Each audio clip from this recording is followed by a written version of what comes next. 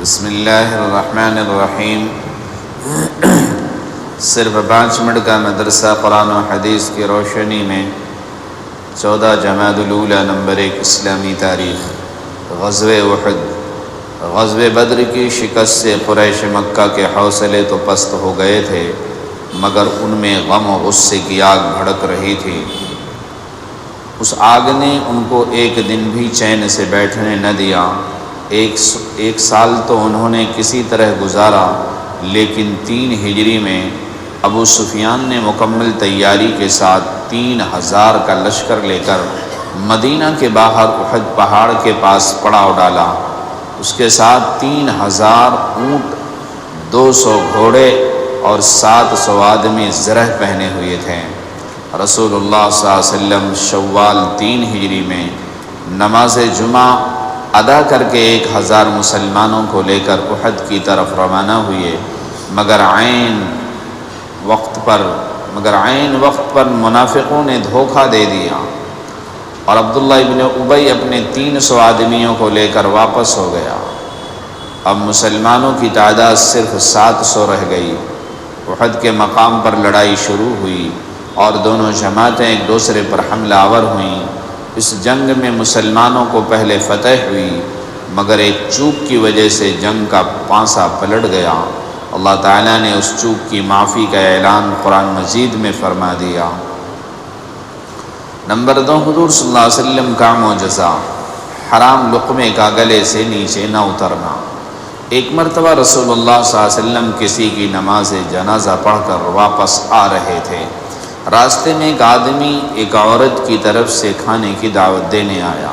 حضور صلی اللہ علیہ وسلم نے دعوت قبول فرما لی اور رسول اللہ صلی اللہ علیہ وسلم اپنے صحابہ کے ساتھ اس عورت کے گھر تشریف لے گئے۔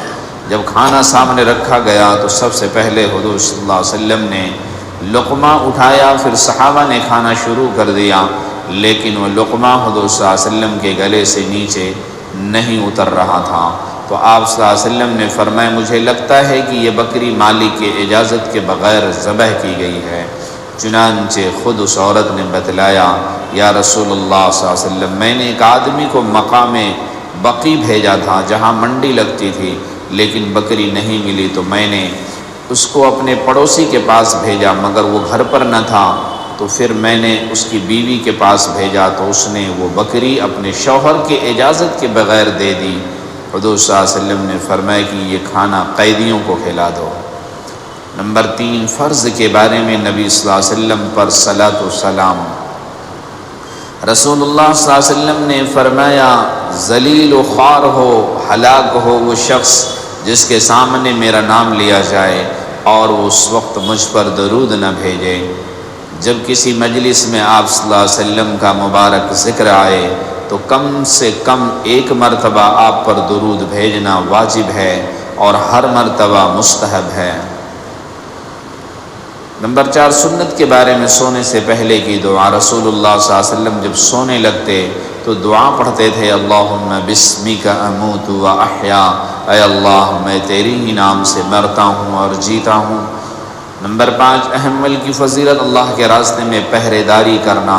رسول اللہ صلی اللہ علیہ وسلم نے فرمایا، اللہ کے راستے میں ایک رات جاگ کر پہرا دینا 1000 راتوں کی عبادت اور 1000 دنوں کے روزوں سے زیادہ افضل ہے۔ نمبر 6، گناہ کے بارے میں ایمان کو جھٹلانا۔ قرآن میں اللہ تعالیٰ فرماتا ہے، جس شخص نے بخل کیا اور لاپرواہی کرتا رہا اور بھلی بات یعنی ایمان کو جھٹلایا تو ہم اس کے لیے تکلیف و مصیبت کا راستہ آسان کر دیں گے، یعنی جہنم میں اسے پہنچا دیں گے۔ نمبر 7، دنیا کے بارے میں دنیا کے لالچی۔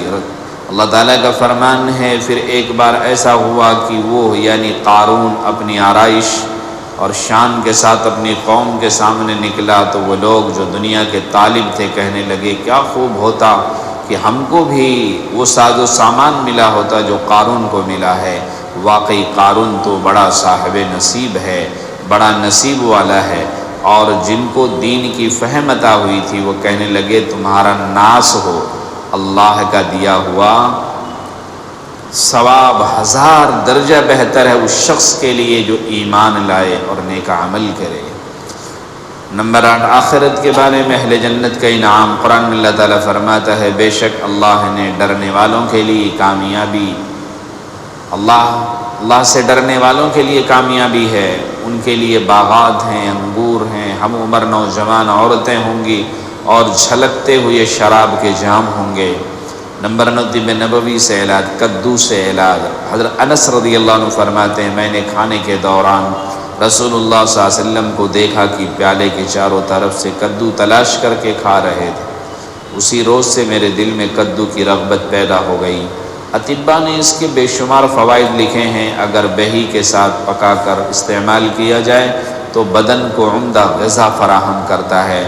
گرم مزاج اور بخار زدہ لوگوں کے لیے یہ غیر معمولی طور پر نفع بخش ہے۔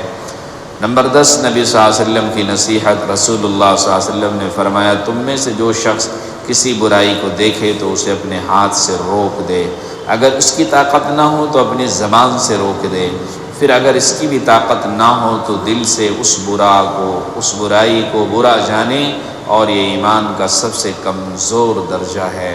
اللہ تعالی ہم سب کو عمل کی توفیق عطا فرمائے۔ سبحان اللہ و بحمدہ، سبحان اللہ و بحمدہ، ونشهد ان لا اله الا انت ونستغفرك۔ سبحان ربك رب العزة عما يصفون، وسلام على المرسلين، والحمد لله۔